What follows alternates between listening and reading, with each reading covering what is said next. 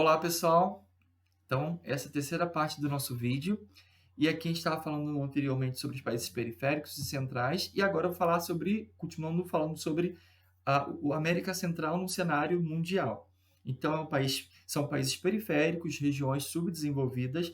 A sua economia é baseada no setor primário, no caso, agricultura, e terciário no turismo, foi o que eu falei anteriormente. A tecnologia utilizada nesses países, elas são tecnologias ainda assim muito atrasadas e elas são muito dependentes, oriundas dos Estados Unidos. A industrialização da América Central é muito focada na indústria alimentícia de roupas e tecidos. Logo, são indústrias que não têm tanto valor agregável e são, na sua grande maioria, indústrias transnacionais, ou seja, são empresas de países centrais. Vou pegar aqui uma canetinha. São empresas de países centrais que vão instalar suas filiais em países periféricos. O relevo. O relevo ele é montanhoso por uma parte, por outra parte ele é um pouco mais de planícies. Geralmente as regiões costeiras dos países são mais planícies, próximas ao nível do mar. E algumas regiões, principalmente todo o lado oeste da América Central, é muito montanhoso. Até que... Por que é interessante pensar sobre isso? Porque quando eu falo em ilhas, eu estou falando em cadeias de montanhas submersas, ou seja, dorsais oceânicas.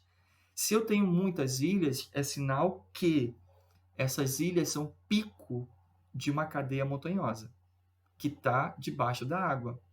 E, geralmente, o pico de uma montanha ele é o quê? Totalmente acidentado. Então, o relevo ele é bastante acidentado e as regiões com maior altitude vão ser regiões onde também vai ter um clima diferenciado, ok? Tem bastante atividade vulcânica. O teto da América Central, ou seja, a região mais alta da América Central, é o vulcão Tajumulco, na Guatemala. Tem aproximadamente 4.220 metros de altitude. Seu clima varia entre o lado oeste e o lado leste, foi o que eu vou falar agora para vocês. O lado oeste, pela influência da corrente marítima da Califórnia e também das águas geladas do Pacífico, acaba que esse lado oeste ele é um lado que vai ter um clima mais seco, ok? Com menos umidade, ou seja, menos níveis pluviométricos. Já o lado leste, por receber águas quentes da zona equatorial, o Mar do Caribe também ser de água quente, o Oceano Atlântico, acaba que propicia a formação de muita umidade atmosférica, o que também vai formar muita chuva. Então, essas regiões do lado leste e as ilhas são regiões onde o clima vai ser um clima muito mais parecido com o nosso, ok? E também aqui nessa região que vai ter... Gente, toda hora o Google tá lendo minha voz, tá ouvindo minha voz. E nessas regiões aqui vão ter bastante incidente de tornados, furacões, tufões, ok? Aqui, ó, a América Central, ela vai estar cortada aqui, ó, acima, perdão. Vai ter uma parte que vai estar abaixo do Trópico de Câncer e uma outra parte que vai estar acima do Trópico de Câncer, aqui, ó. Deixa eu ver se eu consigo abrir aqui e aumentar a tela para vocês verem. Aqui, a linha do Equador, Trópico de Câncer. Então, não está abaixo. Então, está abaixo do Trópico de Câncer e acima da linha do Equador, ou seja, é uma região intertropical. Está entre os trópicos de Câncer e a linha do Equador. Por isso que o clima da América Central é muito parecido com o nosso. Então, você vai encontrar o clima parecido com o nosso e a vegetação também. Ok? A latitude, como eu falei, ele está dentro da zona tropical, ou seja, a latitude, por ser baixa latitude, propicia um clima muito mais quente, úmido, com chuvas concentradas no verão, fazendo com que também tenha maior possibilidade de produção agrícola. A maritimidade faz com que o clima ele esteja mais ameno, a amplitude térmica, que é a diferença entre a temperatura máxima do dia e a mínima, ela não seja tão grande, então é um clima mais agradável de se conviver, tá ok?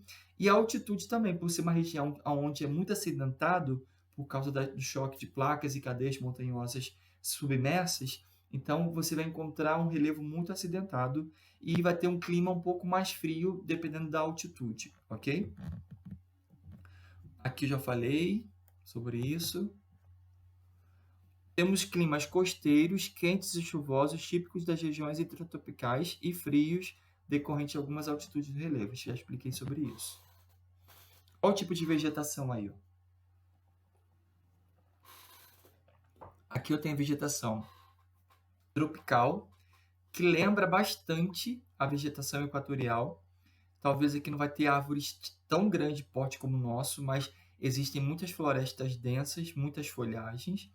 E também é possível encontrar floresta de coníferas, dependendo da altitude do relevo, próximo ao pico, se for uma região bem com uma elevada altitude, vai encontrar esse tipo de vegetação que ao longo dos séculos foi se adaptando por causa do clima e possivelmente pode ter o acúmulo de neves ou de geadas, enfim.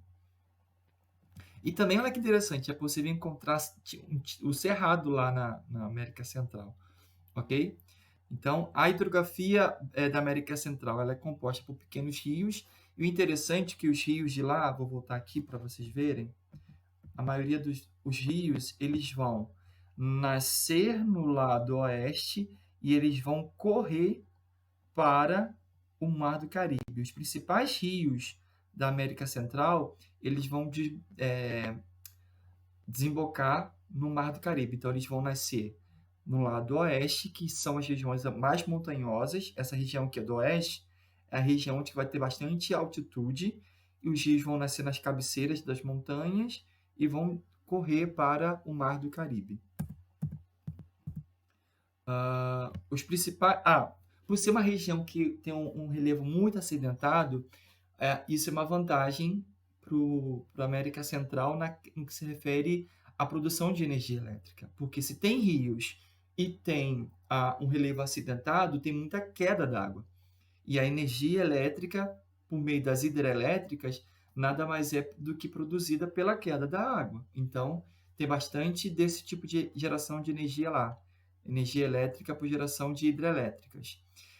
Os principais rios são Lempa, o Lua, Coco, o Sumacacita e Motoguá. São os principais rios da América Central. Então, é isso, gente. Eu vou passar atividades, procura lá na plataforma. Não deixa de fazer a atividade, é muito importante. Não deixa de assistir esse vídeo novamente para anotar as informações. Tem vezes que eu vou falando mais rápido para poder encurtar o tempo do vídeo. E qualquer tipo de dúvidas vocês podem postar lá no chat. O chat é o nosso canal de comunicação, tá ok? Não deixe de olhar lá, tá ok? Fiquem com Deus, Deus abençoe vocês, se cuidem e até a próxima. Um abração.